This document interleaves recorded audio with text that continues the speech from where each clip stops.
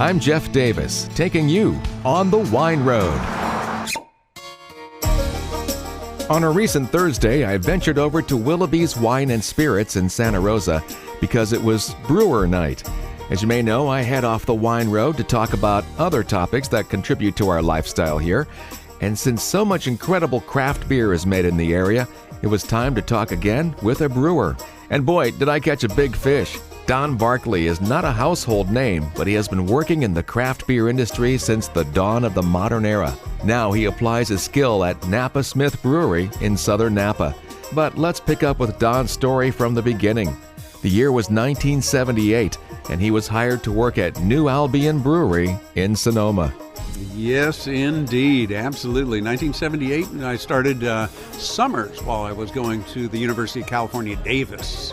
So I started with Jack McAuliffe at the New Albion Brewing Company in the summer of 1978 and did a whole stint there. And of course, it was a small little brewery and it wasn't, didn't have a lot of resources. And so I was paid on a regular basis, 1 case of beer a week, and all I could drink on the job. As a college student, that was fantastic. It's everything I could possibly need. Did you take some of those cases to Davis and sell a few back there? At least you could make a few bucks? Well, I did make a few more friends in Davis. There's no doubt about it. But it was a great time. In the summer of 1978, we had a little, I had my family's little travel tent. And I had that pitched in the hills of Sonoma, and I would drive down every day and go to work and enjoy making a barrel and a half of beer, every batch of beer that we made, and it was pretty exciting. There's no doubt about it. Jack had manufactured the entire New Albion equipment all himself, so it was all homemade equipment, all centered around 55-gallon stainless steel drums. They were Coca-Cola syrup drums and modified into making beer with them. Because he was the first one to really do that sort of thing, wasn't he? That's right. Jack was the very first one to start it. The New Albion Brewing Company was the very first craft brewery to open up in the United States since Prohibition. So if you can imagine this, just for a moment, let's think about this. 1933 was the end of Prohibition. From 1933 until 1978, there were no new breweries in the entire United States. Everything was dying. After Prohibition, breweries just died. And finally, under the boughs of these large, enormous breweries that are around us right now, a few little tiny breweries started up, and the New Albion Brewing Company and Jack McAuliffe was the very first. Sonoma, California, on East 8th Street in Sonoma, California. That's not too far from here. And since then, what are they up to, 1,500 or so? At least, I think, just in California? Yeah, 1,500, but somewhere in the neighborhood of 1,500 in California and over 4,000 in the United States right now. And back in those days, it was, we'd sit around while we were making beer and drinking beer and having a great time thinking about, wow, wouldn't it be wonderful if, this brewing craze really took on, and why couldn't every small town have its own brewery? There we are. We're here. It took a while. It took a little while, that's true. Yeah. I was curious what happened with New Albion, because it only lasted till like 1982. Actually it was basically in January 1983 we jackhammered out the floors and removed the brewery. The brewing equipment, along with Jack McAuliffe, myself, Don Barkley, and Michael Lovett, who was also working at that time as a brewer, all traveled up to Mendocino County into the town of Hopland, California. I wonder why you would choose Hopland. I don't know. There was something, maybe it's about the name. I'm not sure. In 1956, the last hop fields were torn out of, commercial fields were taken out of Hopland, California. But Hopland, California as a town existed, and we had a great little spot on the road right on Highway 101. And we had 12,000 cars a day going by our front door. It didn't take too many to stop into the Hopland Brewery, the Mendocino Brewing Company, to have a beer and get back on the road and go. So it was an exciting time. But really, we started at the New Albion Brewing Company with the whole thought. We spent several years trying to raise money to start a brew pub. And the brew pub, the allowances for a brew pub were just passed through the state legislature about a year before the new Albion Brewing Company finally ceased to exist. And we tried to find money, but for anybody who was around back then in the early 80s, there was this time called a recession happening. Similar to what we just went through, we just experienced, and money was very, very tight. So we couldn't raise the money. And Sonoma at that time must have been a pretty small town. Yeah, Sonoma was a small town, a couple of nice wineries there, and a lot of fun, and a great sausage company, too, as a matter of fact. But it was just one of those things. People just couldn't believe that a little company could start, a little brewing company could start and take on, Augie Busch and be successful. But we knew we could do it. There's no doubt about it. But finally, in the end, we couldn't raise the money to put a little brew pub into the town of Sonoma. And finally, had to close the doors to the new Albion Brewing Company and open the doors to the Mendocino Brewing Company. Well, not to jump ahead too far, but I understand his daughter's resurrecting the label and the name. Yeah, that's fantastic. And there is a great opportunity to resurrect a great old heritage brand, and maybe one of these days we'll see New Albion Ale back on the shelves. Yeah. That would be fantastic. So I saw something on the internet about your Hopland Brewery. It said, just cross the Golden Gate, drive 2 hours until you see the brewery on the right. Yeah, absolutely. The Hopland Brewery was great in its day. As a matter of fact, we used to have weather reports coming out of San Francisco on, what's the weather in Hopland, California? So KNBR and those would give weather reports in Hopland, California. But it was a great time. And the Mendocino Brewing Company starting the Hopland Brewery was the very first microbrewery brew pub to open up in California, the second in the nation. The very first brew pub to open up in the nation was opened in Yakima Valley by the name of a guy by the name of Bert Grant. Opened that particular place up way back when, a few months before we opened the Mendocino Brewing Company's Hopland Brewery. And so it was a wonderful time, and we served only our own beer, so people would come in and they'd say, I want a Budweiser, and they'd say, no, I'm sorry, you can't have that, you might as well leave now. Or have one of these. Exactly. What's this I hear about you guys serving or offering the world's largest six-pack? Yeah, that came about because in reality we didn't have a very good bottling setup. We only had a 3-spout siphon filler. And we said, well, we can't afford many bottles, and we can't afford to pay for a whole bunch of labels, so we're just going to have to package our bottles into our beer into large bottles and only use, one label instead of 5. So we packaged all of our beer to begin with in 1.5-liter champagne magnums. Now that's a great bottle of beer because it only took one. Did you really put them in a 6-pack carrying case? Well, we put them in boxes, I'll have to admit. But it was the world's only 42-pound 6-pack, there's no doubt. Yeah, that's some shipping cost there, huh? Yeah, just a little bit. So you were there for 25 years, is that right? That's exactly right. I was the master brewer, so I helped to start the company with several other people, which included Michael Laybourne, Norman Franks, John Scahill, myself, and Michael Lovett. So the 5 of us started the Hopland Brewery, the Mendocino Brewing Company. It was a great time. So for 25 years, I was a master brewer, created Red Tail Ale, Eye of the Hawk, the Blue Heron, the Black Hawk Stout, all the Mendocino beers for 25 years until 2007. I wonder how many of you listening remember New Albion beer from Sonoma. Mendocino Brewing Company is still doing their thing in Hopland.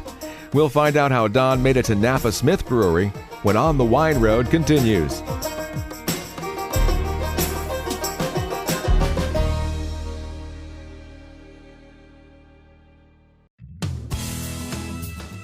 On the Wine Road continues from Santa Rosa in Sonoma County. I'm Jeff Davis. I'm talking with master brewer Don Barkley of Napa Smith Brewery. This is when I asked Don how he ended up in Napa. Well, so in 2007, my father was going through some health issues, and we have some family property in the Napa Valley, and it's always been my idea to eventually move down to the Napa Valley and be involved down there. So 2007 was just that year, which culminated in a number of personal things that I said, well, it was time for me to make a move. And so I finally broke the ropes from Mendocino and went down to Napa and found the Napa Smith Brewery starting to, percolate. And so I went out and I purchased all the brewing equipment for that company and installed it. And in April of 2008, we started the Napa Smith Brewery. Started it from the ground up. And how'd you come up with the name? Well, the name actually comes from our original owner. It was Kathy Smith. And I think for some reason, a lot of people in the Napa Valley, when they start a beverage company, they want to put their name on it. So that was part and parcel of how we got it. And what we do with the Napa Smith is we look at it as it's a craft brewery. And so Smith, a smithy, a goldsmith, a coppersmith, a metalsmith, it's a smithy. And so that denotes craft. And so if you look at our labels, we have that sort of old-time, early iron kind of image on it and that crafty kind of look. That's important. So you've been going well now for almost 10 years. Yeah, it looks like a little 8.5 years or so, almost 9 years, coming up on 9. So, well, you must have known at that time that Napa was really growing, and you'd have a pretty good community there at your disposal. Yeah, well, I think that not only is it growing, but it's an area that is just fascinating with quality and character. And, of course, we have great wines all over the Napa Valley, and we have great food all over the Napa Valley. So why shouldn't we have great beer all over the Napa Valley? And quite truthfully, those winemakers, they drink a ton of beer. And if it's good beer, and we make great beers, and we're really true to form, each one of our beers is really true to style. And so if you look at our Napa Smith Pilsner, for instance, 100% of the malted barley that we use in making Napa Smith Pils is actually imported from Germany. And a lot of the hops are also derived from that German roots. And so we really make a true German Pils, and it's just absolutely delicious. Our Golden Gate IPA, on the other hand, is a perfect example of a nice West Coast IPA. It's not going to try to be an IPA that blows you off the seat with so many hops that your head pops. Right? This is the Golden Gate IPA is a delicious, sophisticated, really yummy West Coast style IPA. Fresh hops just pop out of it, but at the same time, there's enough malt to balance it out and just really make it delicious. Well, I don't know about you, but I'm drinking your organic IPA, and this is so smooth and rich. It's a wonderful beer. Yeah, believe it or not, I'm drinking that organic IPA. Here, well, maybe you can hear me drink it. Cheers. Oh, that's good.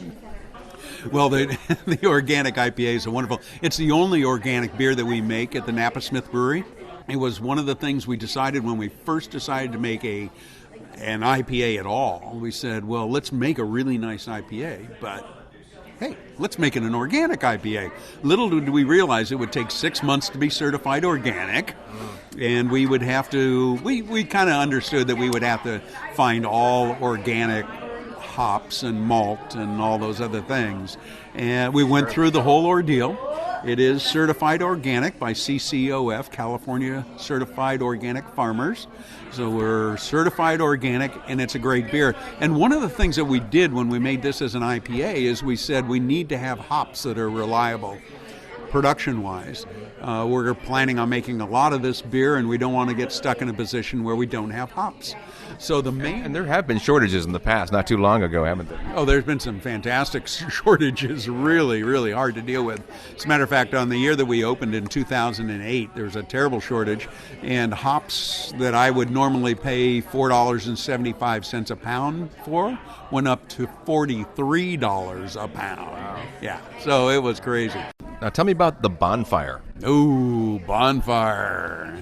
Bonfire is our winter beer. It's our winter seasonal. And the Bonfire is a big 8% Imperial Porter. And it is fantastic. Deep, dark, black color, rich in character, so it's got some residual sweetness to it, and a real roasty toastiness that is just a delight. So when it gets cold and rainy out there, and nothing, the thing that you want to do is to sit on that couch with a nice little fire crackling in front of you and somebody special beside you. That's where that Bonfire fits, right there. Just delicious and sensuous and yummy. At this point, I was wishing he would have brought a flight of all his beers. That one sounds so good. He's Don Barkley, master brewer of Napa Smith Brewery.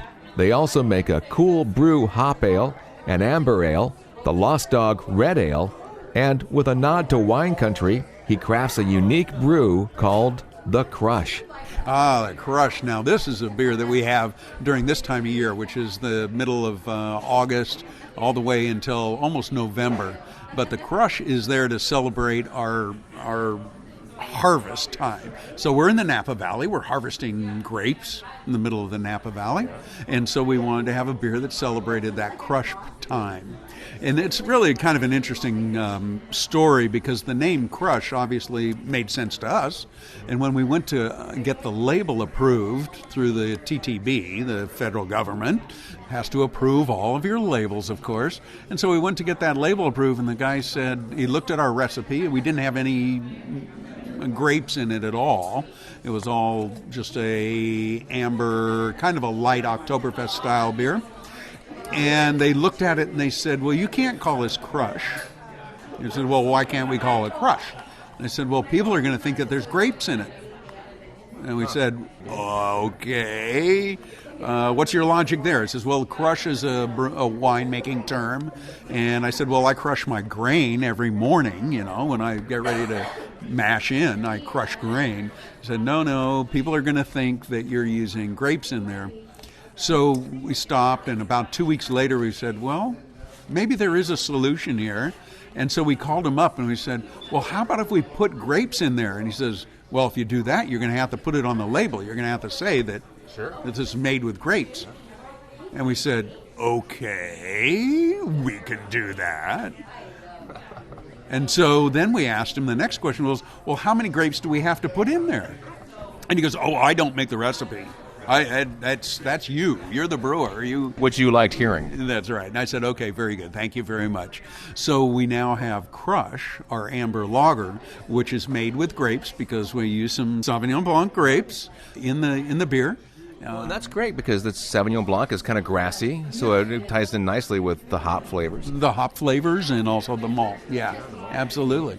So there's not a lot in there, but there's some in there. And Oktoberfest style, but a little bit on the lighter side. Well, thanks to the TTB for coming up with that one for you. Yeah, thank you. You got to thank the feds for something. Right. And speaking of interesting ingredients, you also use coffee in your hop java, and that just sounds wonderful. The hop java is a really fun thing to do, and that is, we kind of went out of the envelope on that, because if you take a look at our hop java coffee beer, it is an absolutely wonderful beer, but it'll surprise you because we've made this intense coffee flavor, but it's in a very light beer. So it looks like a pale ale. Which is surprising. Which is really surprising. Everybody does a coffee beer that's in a stout or in a porter, right. But we've taken that coffee beer and we've made it into a very light beer, but a nice, strong coffee flavor. And what's interesting there is we use the Napa Valley Roasters, which is a great coffee company. They do a Guatemalan coffee, and they do a very light roast. And by doing a very light roast, it preserves all the higher notes of coffee, so not the dark espresso flavors that you'd use in a stout, but very light, high tone, very spicy notes that are in coffee. And that is what we use in making the hop java. The other thing is we add coffee grounds to the mash, we add coffee grounds to the boil, and then we do a cold press coffee extract with beer just before packaging and inject, and that gives us all our aromatics.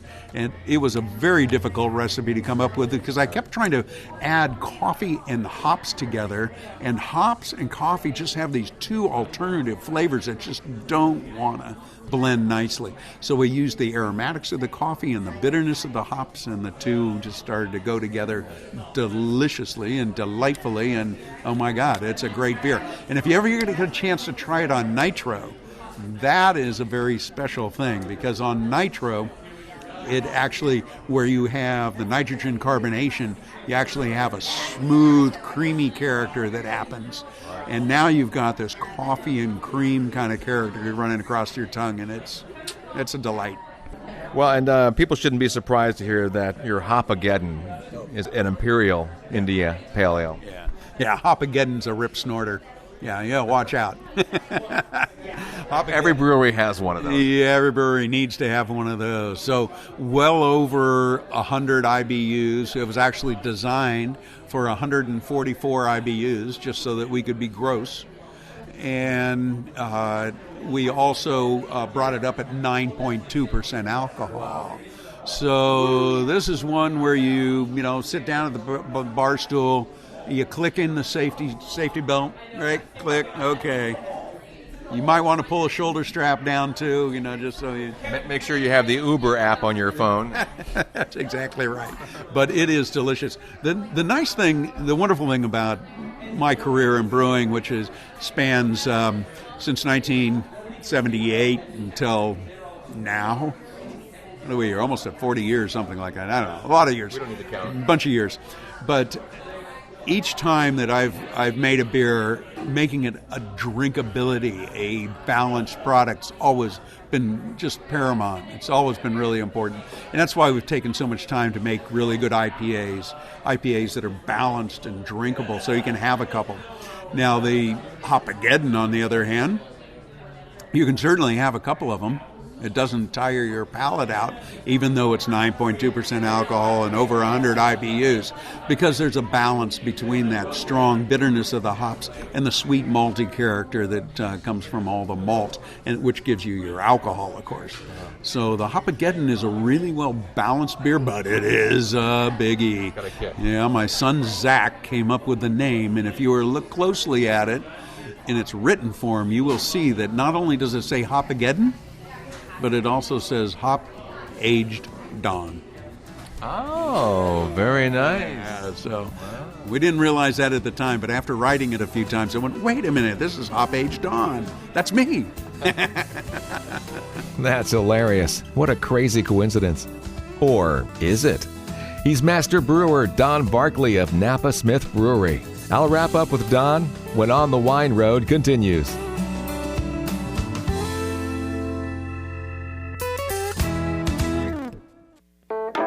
We are back on the Wine Road. I'm Jeff Davis. Today, the Wine Road travels through beer country.